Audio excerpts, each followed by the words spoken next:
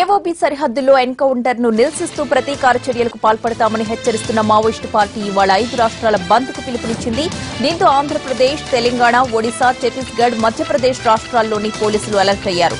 రామ్ గుహా అటవీ ప్రాంతంలో జరిగిన ఎన్కౌంటర్ లో 30 మంది మృతి చెందడంతో మావోయిస్టు పార్టీకి కోలుకోలేని దెబ్బ తగిలింది. అటు అగ్రనేత ఆర్కే ఆచూకీ ఇప్పటికీ తెలియడం లేదు. దీంతో ఓయూబీలో హైటెన్షన్ నెలకొంది. హింసాత్మక ఘటనలు జరగకుండా గ్రే హౌండ్స్ పోలీసులు, భద్రతా దళాలు అప్రమత్తమయ్యాయి. ఎక్కడికక్కడ విస్తృతంగా తనిఖీలు చేస్తున్నారు. ఆర్కే పోలీసుల అదుపులో లేరని స్పష్టం చేసిన డీజీపీ సాంబశివరావు, మావోయిస్టు సిద్ధాంతాలకు ఈ తరం ప్రజానీకం కనెక్ట్ కావట్లేదన్నారు.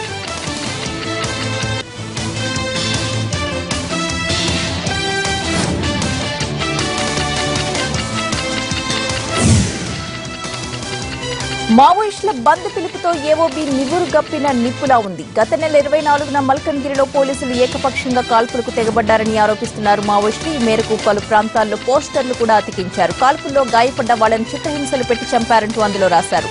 బూటకపు ఎన్కౌంటర్ కు తగిన మూల్యం చెల్లించుకోక తప్పదని పోస్టర్లలో హెచ్చరించారు. ప్రజాస్వామ్యవాదులు తమతో కలిసి రావాలని, 5 రాష్ట్రాల బంద్ ను విజయవంతం చేయాలని కోరారు మావోయిస్టులు.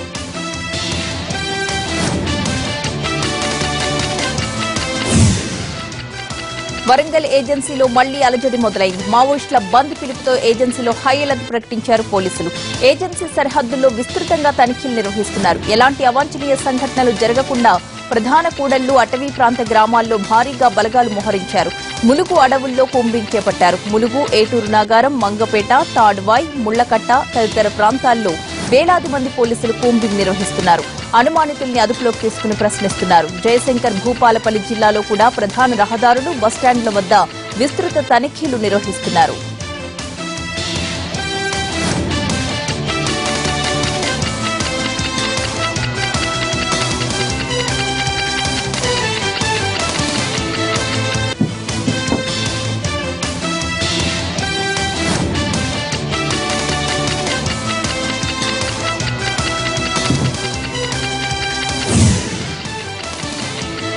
పెద్దపల్లి జిల్లాలోనూ విస్తృతంగా తనిఖీలు చేస్తున్నారు పోలీసులు. అనుమానాస్పద వ్యక్తులను ఆరా తీస్తున్నారు. జిల్లాలోని మావోయిస్టు సానుభూతి పరులపై నిఘా ఉంచారు. ఈ సాయంత్రం వరకు తనిఖీలు నిర్వహిస్తామన్నారు ఎస్పీ శ్రీనివాస్.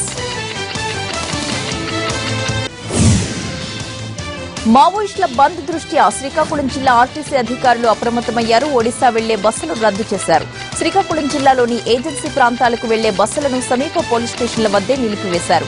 ముఖ్యంగా భామిని, బత్తిలి వెళ్లే బస్సులను కొత్తూరు పోలీస్ స్టేషన్ వద్ద ఆపేశారు.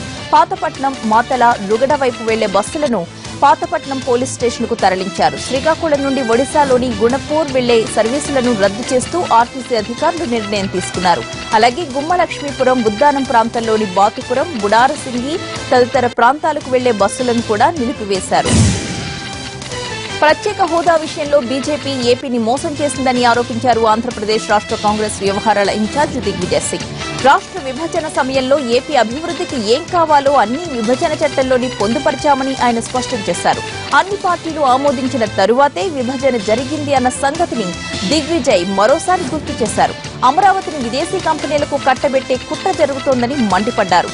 పోలవరం ప్రాజెక్టుకు ఇందిరాగాంధీ పేరు పెట్టాలని డిమాండ్ చేశారు డిగ్గీరాజా.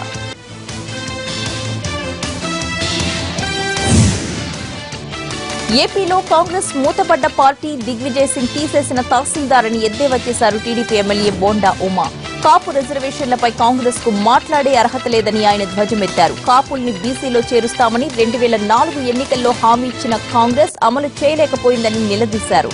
కాంగ్రెస్ లా దోచుకుని తిన్న చరిత్ర టీడీపీకి లేదన్న బోండా ఉమా, జనసేన అధ్యక్షుడు పవన్ కళ్యాణ్ తో ఎలాంటి విభేదాలు లేవని కూడా ఈ సందర్భంగా స్పష్టం చేశారు.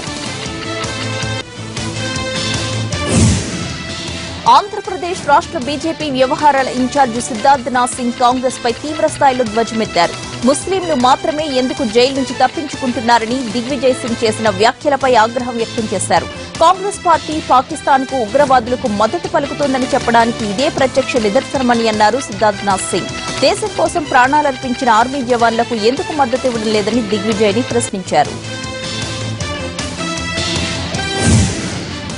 జనసేనాని రాజకీయంగా వేసే అడుగులను నిశితంగా గమనిస్తోంది టీడీపీ. పార్టీకి మంచి పట్టున్న పశ్చిమ గోదావరి జిల్లాని పవన్ కళ్యాణ్ సొంత జిల్లా కావడం, ఆ జిల్లాపైనే ఆయన ఫోకస్ పెట్టడం టీడీపీ నేతల్లో చర్చనీయాంశమైంది. పూర్తిస్థాయి రాజకీయ అరంగేట్రానికి జనసేన అధ్యక్షుడు గ్రౌండ్ ప్రిపేర్ చేసుకుంటున్నారనే భావన టీడీపీ వర్గాల్లో కూడా వ్యక్తమవుతోంది. దీంతో జనసేన కదలికలు, కార్యకలాపాలపై కన్నేసింది అధికార టీడీపీ.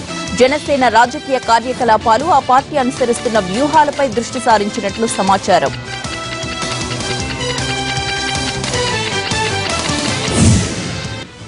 ఏపీకి ప్రత్యేక హోదా విషయంలో ప్రభుత్వం నిర్లక్ష్యం చేస్తోందని ఆరోపించారు లోక్సత్తా వ్యవస్థాపక అధ్యక్షుడు జయప్రకాష్ నారాయణ. పరిశ్రమలకు కీలకమైన పన్ను రాయితీ విషయంలో నోరు మెదపడం లేదన్నారు. పన్ను మినహాయింపులు వస్తేనే విభజనతో నష్టపోయిన ఏపీకి న్యాయం జరుగుతుందన్నారు జేపీ. కేంద్రం నుంచి రావాల్సినవి రాబట్టుకోవడానికి రాష్ట్ర ప్రభుత్వం వ్యూహం ప్రకారం వ్యవహరించాలని సూచించారు. మాటలు చెబితే కడుపు నిండదని, మధ్యతరహా, చిన్న తరహా పరిశ్రమల ఏర్పాటుతోనే యువతకు ఉపాధి లభిస్తుందని అన్నారాయన. తెలంగాణ ఉద్యమానికి ఓరుగల్లు నగరం ఊపిరిగా నిలిచిందన్నారు మంత్రి కేటీఆర్. అందుకే సీఎం కేసీఆర్ కు వరంగల్ నగరం అంటే ప్రత్యేక అభిమానమని తెలిపారు. Kakatiya urban development authority chairman గా మర్రి యాదవరెడ్డి బాధ్యతల స్వీకారానికి హాజరైన కేటీఆర్ హైదరాబాద్ కు దీటుగా వరంగల్ ను అభివృద్ది చేస్తామన్నారు. మరోవైపు ఓరుగల్లు నుంచి కాంగ్రెస్ నేతలకు కౌంటర్లిచ్చారు కేటీఆర్. మీసాలు గడ్డాలు పెంచుకున్నంత మాత్రాన అధికారం దక్కదని పీసీసీ చీఫ్ ఉత్తమ్ ను ఉద్దేశించి సెటైర్లు వేశారు.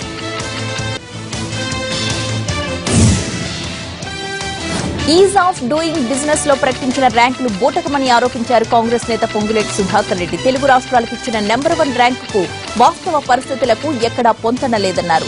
2.5 ఎన్ని పరిశ్రమలొచ్చాయి, ఎంతమందికి ఉద్యోగాలిచ్చారు అనే అంశాలపై శ్వేతపత్రం విడుదల చేయాలని తెలంగాణ ప్రభుత్వాన్ని డిమాండ్ చేశారు పొంగులేటి. దమ్ముంటే రైతుల పరిస్థితిపై సర్వే చేయించుకునే ధైర్యం సీఎం కేసీఆర్ కు ఉందా అని సవాల్ విసిరారు.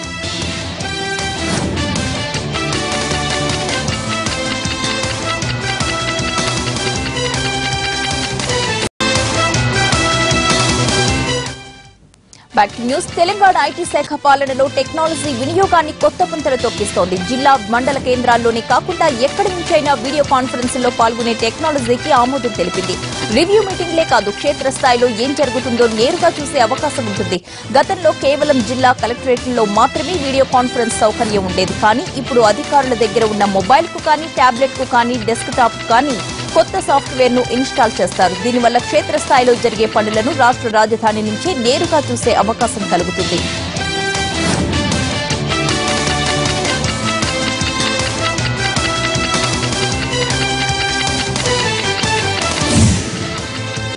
తెలంగాణలో పెరుగుతున్న డెంగ్యూ మరణాలపై టీటీడీపీ నేతలు ఆందోళన వ్యక్తం చేశారు. డెంగ్యూ నియంత్రణ కోసం సర్కార్కు తగిన ఆదేశాలు ఇవ్వాలని కోరుతూ రావుల చంద్రశేఖర్ రెడ్డి నేతృత్వంలో నేతలు హెచ్ఆర్సీని కలిసి ఫిర్యాదు చేశారు.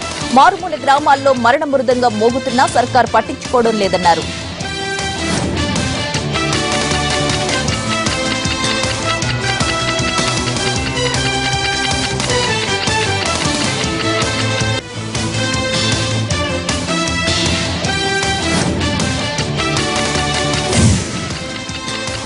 హైదరాబాద్ ను బెగ్గర్లెస్ సిటీగా మారుస్తామన్నారు జీహెచ్ఎంసీ మేయర్ బొంతు రామ్మోహన్. జీహెచ్ఎంసీతో కలిసి పనిచేయడానికి ముందుకొచ్చిన చౌటుప్పల్లోని అమ్మా నాన్న అనాథాశ్రమాన్ని మేయర్ సందర్శించారు. అక్కడ అనాథ పిల్లల స్థితిగతుల్ని పరిశీలించారు. బెగ్గింగ్ కూడా ఓ వ్యాపారంగా మారిపోయిందన్న బొంతు రామ్మోహన్ హైదరాబాద్ లో 10,000 మందికి పైగా బెగ్గర్లుంటే అందులో 90% మంది అసలైన బిచ్చగాళ్లు కాదన్నారు. విశ్వనగరంగా మారిపోతున్న హైదరాబాద్ లో నకిలీ బెగ్గర్లను ఏరేస్తామని హెచ్చరించారు.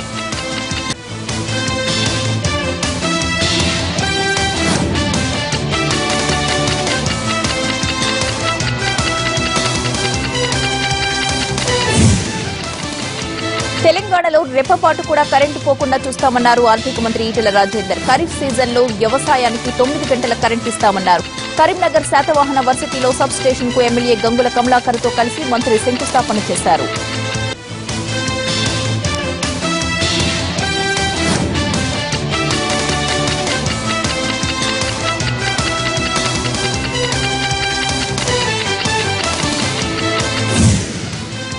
నెల్లూరులో పారిశుధ్య కార్మికులు కదం తొక్కారు. తమ పొట్ట కొడుతున్న జీవో నెంబర్ 279 ను వెంటనే రద్దు చేయాలని డిమాండ్ చేస్తూ పెద్ద ఎత్తున ర్యాలీ నిర్వహించారు. నగరంలోని ఆత్మకూరు బస్టాండ్ నుంచి బీఆర్సీ సెంటర్ వరకు జరిగిన ఈ ర్యాలీలో మేయర్ అబ్దుల్ అజీజ్ కు వ్యతిరేకంగా నినాదాలు చేశారు. నగరపాలక సంస్థలో దశాబ్దాలుగా పనిచేస్తున్న కార్మికులపై మేయర్, కమిషనర్ కక్ష సాధింపు చర్యలకు పాల్పడుతున్నారని కార్మిక నేతలు ఆరోపించారు. పారిశుధ్య పనులను మేయర్ అనుచరులకు అప్పగించేందుకు నిబంధనలకు విరుద్ధంగా జీవో తెచ్చారని మండిపడ్డారు. వెంటనే జీవో రద్దు చేయకపోతే పోరాటం ఉధృతం చేస్తామని కూడా హెచ్చరించారు.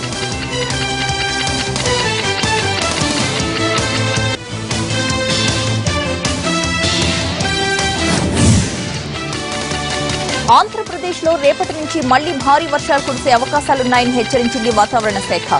దక్షిణ అండమాన్ సముద్రంలో ఆగ్నేయ బంగాళాఖాతానికి ఆనుకుని అల్పపీడనం ఏర్పడింది. ఇది బలపడి వాయుగుండంగా మారనుందని భారత వాతావరణ విభాగం వెల్లడించింది. వాయుగుండం వాయువ్య దిశగా ప్రయాణిస్తూ మరింత బలపడుతోంది. దీని ప్రభావంతో వర్షాలు విస్తారంగా కురుస్తాయి. సముద్రం అలజడిగా మారి తీరం వెంబడి బలమైన ఈదురుగాలులు వీచే అవకాశం ఉండడంతో మత్స్యకారులు సముద్రంలో చేపల వేటకు వెళ్లవద్దని హెచ్చరించారు వాతావరణ కేంద్ర అధికారులు.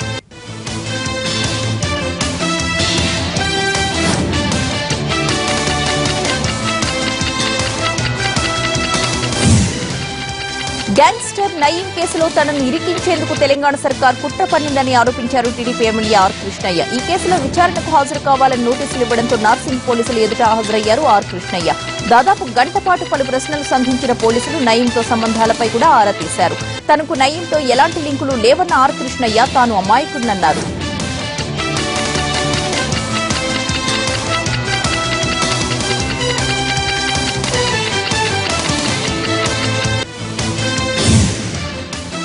తూర్పుగోదావరి జిల్లా బూరుగుపల్లిలోని కేజీఆర్ బి ఫార్మసీ కాలేజ్ విద్యార్థినులు ఆందోళనకు దిగారు. Lecturer Srinivas double meaning dialogues తో వేధిస్తున్నాడంటూ సెల్ ఫోన్లకు వీడియోలు పంపిస్తున్నాడంటూ వారంతా ఆరోపించారు.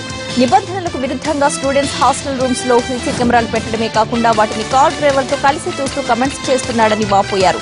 45 నిమిషాల క్లాసులో కేవలం 15 నిమిషాలే లెసన్స్ చెప్పి మిగతా టైమంతా అసభ్య పదజాలంతో మానసిక క్షోభకు గురి చేస్తున్నాడని మండిపడ్డారు. బుక్ మీనింగ్ ను చాక్లెట్ల మీనింగ్ ను మార్చేసి ఏడిపిస్తున్న చీడ పురుగును కఠినంగా శిక్షించాలని డిమాండ్ చేస్తూ ఆందోళన చేశారు.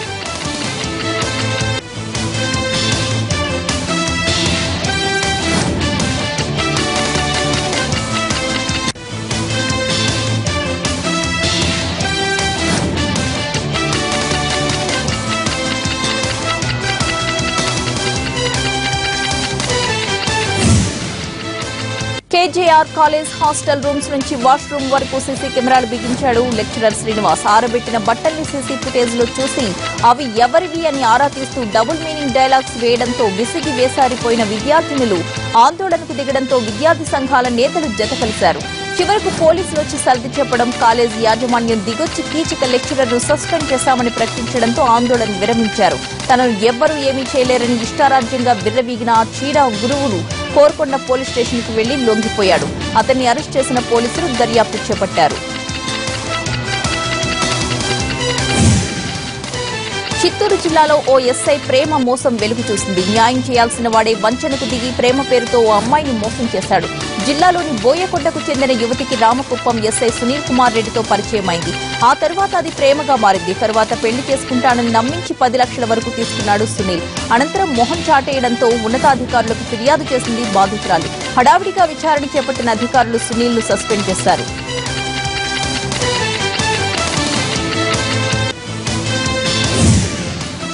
కరీంనగర్ జిల్లాలో కలకలం సృష్టించిన పెళ్లిపీటలపై వరుణి హత్య కేసులో మరో 5 నిందితులను ఎల్ఎండి పోలీసులు అరెస్ట్ చేశారు. గత నెల 20న తిమ్మాపూర్ మండలం ఎల్ఎండి కాలనీలోని తాపాల లక్ష్మీ నరసింహస్వామి ఆలయంలో మహంకాళి నరేష్ అనే యువకుడిని వధువు తరపు కుటుంబ సభ్యులు కత్తితో గొంతు కోసి హత్య చేశారు. ప్రియురాలితో కలిసి పెళ్లికి సిద్ధపడుతున్న సమయంలో నరేష్ హత్యకు గురయ్యాడు. 4 రోజుల క్రితం ఈ కేసులో ప్రధాన నిందితుడైన వధువు అన్న, అతని స్నేహితులను అరెస్ట్ చేసిన పోలీసులు తాజాగా ఆమె తల్లిదండ్రులు తిరుమల, శ్రీనివాసులను అరెస్ట్ చేశారు. వారికి సహకరించిన శివకుమార్, పవన్, ఆంజనేయులు అనే యువకులను కూడా అరెస్ట్ చేశారు.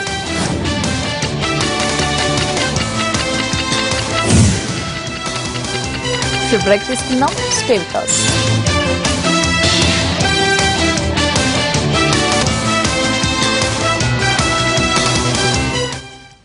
Back to news. 8 మంది సిమి ఉగ్రవాదుల ఎన్కౌంటర్ పై అనుమానాలు మరింతగా పెంచేలా పోస్ట్ మార్టం నివేదిక బయటకొచ్చింది. సిమి ఉగ్రవాదుల శరీరాలపై చాలా గాయాలున్నట్లు పోస్ట్ మార్టం రిపోర్టులో వైద్యులు ప్రస్తావించారు. ఈ గాయాలన్నీ నడుము పై భాగంలోనే ఉన్నాయి. పాయింట్ బ్లాంక్ రేంజ్ లో కాల్పులు జరపడం వల్లే తీవ్రమైన గాయాలైనట్లు తెలుస్తోంది. మరోవైపు ఎన్కౌంటర్ లో చనిపోయిన సిమి ఉగ్రవాదుల దుస్తులను ఫోరెన్సిక్ ల్యాబ్ పంపించారు. దుస్తులపై ఉన్న రక్త నమూనాల ఆధారంగా మరింత లోతుగా అధ్యయనం చేయనున్నారు.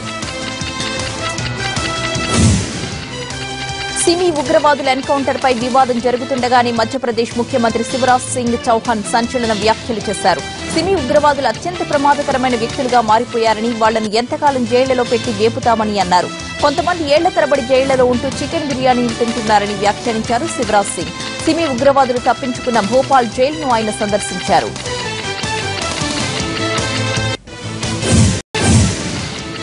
సరిహద్దుల్లో ఉద్రిక్తతలపై ప్రధాని మోడీ ఉన్నత స్థాయి సమీక్ష నిర్వహించారు. కేంద్ర హోంమంత్రి రాజ్నాథ్ సింగ్, రక్షణ మంత్రి పారికర్, జాతీయ భద్రతా సలహాదారు అజిత్ దోవల్ ఈ సమావేశానికి హాజరయ్యారు. సరిహద్దుల్లో పాకిస్తాన్ పదే విధ్వంసం సృష్టించడం, భారత జవాన్లను పొట్టన పెట్టుకోవడంపై కేంద్రం సీరియస్ గా ఉంది. సర్జికల్ స్ట్రైక్స్ తరహాలో ఎలాంటి చర్యలు తీసుకోవాలనే దానిపై ఈ సమావేశంలో ప్రధానంగా చర్చ జరిగినట్లు సమాచారం. కాల్పుల విరమణ ఒప్పందాన్ని ఉల్లంఘించి పాకిస్తాన్ పేట్రేగిపోవడంతో ధీటుగా సమాధానం చెప్పాలని ఇప్పటికే సైనిక బలగాలను ఆదేశాలు కూడా వెళ్లాయి. ఆర్మీ ఎక్స్ సర్వీస్ మెన్ ఆత్మహత్య తరువాత ఢిల్లీ దద్దరిల్లిపోయింది. రాజకీయ రంగు పులుముకోవడంతో రాద్ధాంతం జరిగింది. రామ్ మనోహర్ లోహియా ఆసుపత్రిలో మృతదేహాన్ని సందర్శించి వారి కుటుంబీకులను ఓదార్చేందుకు వెళ్లిన కాంగ్రెస్ ఉపాధ్యక్షుడు రాహుల్ గాంధీని, ఢిల్లీ సీఎం కేజ్రీవాల్ ను, డిప్యూటీ సీఎం మనీష్ సిసోడియాను పోలీసులు అడ్డుకున్నారు. దీంతో టెన్షన్ మొదలైంది. ఎంత చెప్పినా రాహుల్ వెనక్కి తగ్గకపోయేసరికి ఆయన్ను సమీపంలోని పోలీస్ స్టేషన్ కు తరలించారు. దీంతో పోలీసులపై కోపంతో ఊగిపోయారు రాహుల్. మాజీ సైనికుడు రామకృష్ణ గ్రేవల్ ఆత్మహత్య తరువాత అతని కుటుంబాన్ని పరామర్శించడానికి ఆసుపత్రికి వెళ్లిన రాహుల్ గాంధీని పోలీసులు అరెస్ట్ చేయడంపై కాంగ్రెస్ శ్రేణులు భగ్గుమంటున్నాయి. యూపీ, కేరళతో పాటు కొన్ని రాష్ట్రాల్లో ధర్నాలు, రాస్తారోకోలు నిర్వహించారు. ప్రధాని సొంత నియోజకవర్గం వారణాసిలో రైలు రోకో చేశారు కాంగ్రెస్ కార్యకర్తలు. రైలు పట్టాలపై పడుకుని నిరసన తెలిపారు. పోలీసుల దౌర్జన్యం నశించాలి అంటూ నినాదాలు చేశారు.